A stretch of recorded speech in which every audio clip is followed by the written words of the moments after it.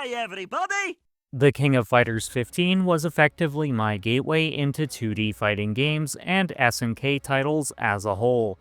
However, KOF has pretty much always been a niche fighting game franchise, thanks to how overwhelming the damn game can be.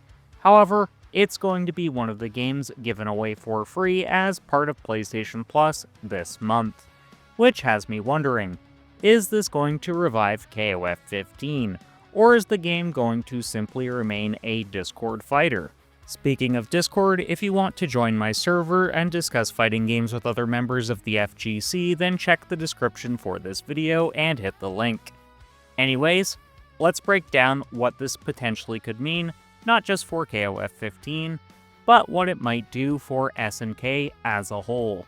So this is going to be the most obvious thing. It's going to raise awareness not just for the King of Fighters 15, but also SNK as a whole, which is going to be a great thing. Now you have to keep in mind by fighting game standards, KOF 15 is rather long in the tooth.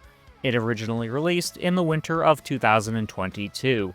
On average, fighting games get around 3 years of support or 3 seasons before developers move on to something else.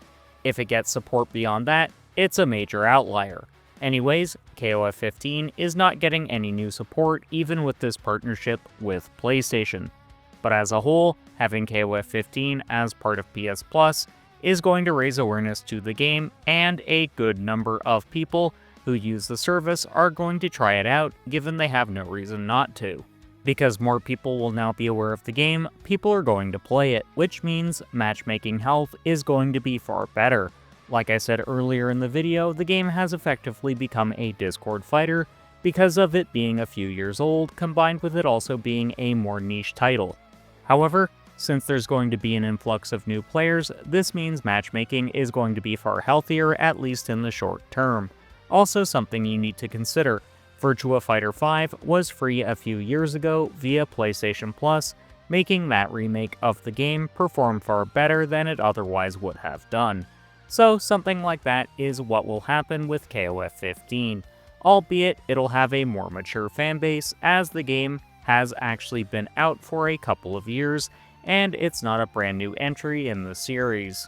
Which is going to be a good and a bad thing. Out of any fighting game series, I would argue the King of Fighters is one of the most reliant on legacy skill set.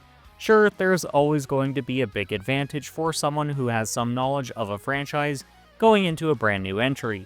But the table is far more stacked in favor of the legacy player when it comes to SNK titles.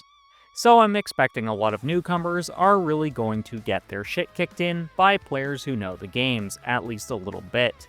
Which brings us to the question, should you play the King of Fighters 15 when it becomes free later this month?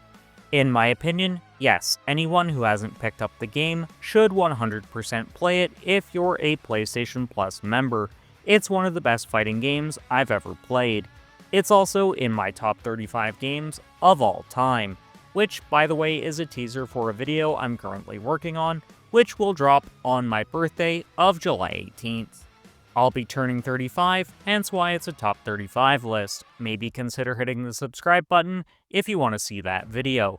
But what are some of the reasons you should consider playing the King of Fighters 15? While I did mention this game is rather intimidating earlier in the video, it's mostly thanks to the game being a 3 vs 3 team fighting game. Only unlike something akin to the Marvel vs. Capcom series, this is not a tag fighter, though a few of the earlier games did play around with that functionality in the early 2000s. But despite it being a little bit intimidating, this game is actually easily one of the most fun fighting games I've ever experienced. The game is one you actually do have to spend some time with before it starts to click, but once it does, it's one of the best feeling fighting games I've ever experienced. Also, if you have a group of friends who are also relatively new to fighting games, then you will have a great time as you drop combos and just go on a journey of discovering new things together. Also, if you have a friend who is a good deal better than you are at the game, that's great too, since they can literally mentor you with it. This was the case for me.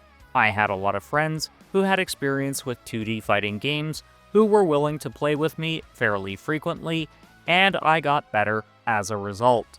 In fact, I got better not just at 2D fighters, but 3D fighting games as a result. So even if you find the idea of KOF15 intimidating, it may actually just be the gaming experience you need. But if you want to feel less intimidated before you check out the King of Fighters 15, then you need to watch my review of the game right now. So until next time, keep blazing that trail.